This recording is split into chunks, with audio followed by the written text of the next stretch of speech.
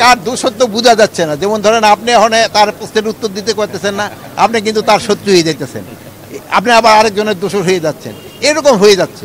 তা আমাদের ক্ষেত্রে নির্বাচনের প্রস্তুতি যেভাবে নেওয়া দরকার আমরা ওইভাবেই প্রস্তুতি নিচ্ছি।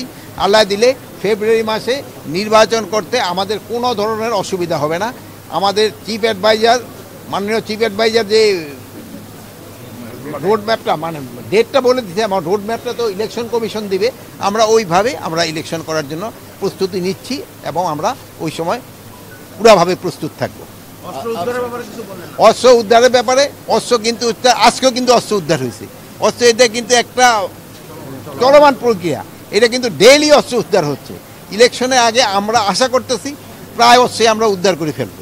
মাননীয় উপদেষ্টা, যেহেতু আপনারা এখনো ফেসবুকে নানান ধরনের প্রোপাগান্ডা ছড়ায় নির্বাচনকে কেন্দ্র করে, তারা আপনাদের অধীনে নির্বাচনে অংশ নেবেন না এরকম বক্তব্য তারা রাখছেন, এই বিষয়টা আপনারা দেখছেন? এখন এটা হলো ফেসবুক দেশ, হলো আমরা স্বাধীন দেশ। আপনারা কিন্তু আগে অনেক কিছু প্রকাশ করতে পারেন নাই, এখন আপনারা সব কিছু প্রকাশ করতে পারেন।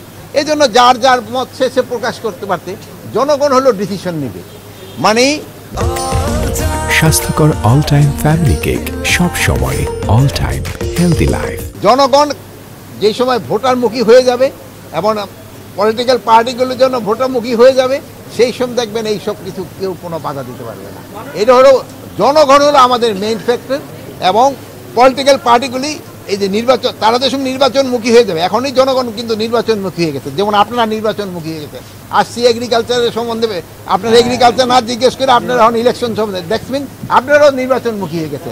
এই পরে যেহেতু সবাই নির্বাচনমুখী হয়ে যেতে, নির্বাচন করতে কোনো অসুবিধা হবে না। মাননীয় উপদেষ্টা, নির্বাচনের সময় বিভিন্ন দেশ থেকে অস্ত্র ঢোকার একটা প্রবণতা আগেও দেখা গিয়েছে।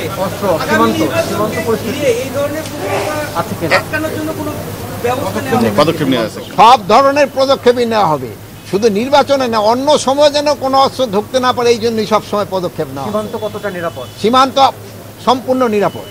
সীমান্তে আপনারা দেখছেন আমাদের সীমান্ত সম্পূর্ণ নিরাপদ। আমাদের সীমান্ত নিরাপদ এবং সুরক্ষিত। আপনাদের আমাদের জনগণও কিন্তু সাংঘাতিক সচেতন।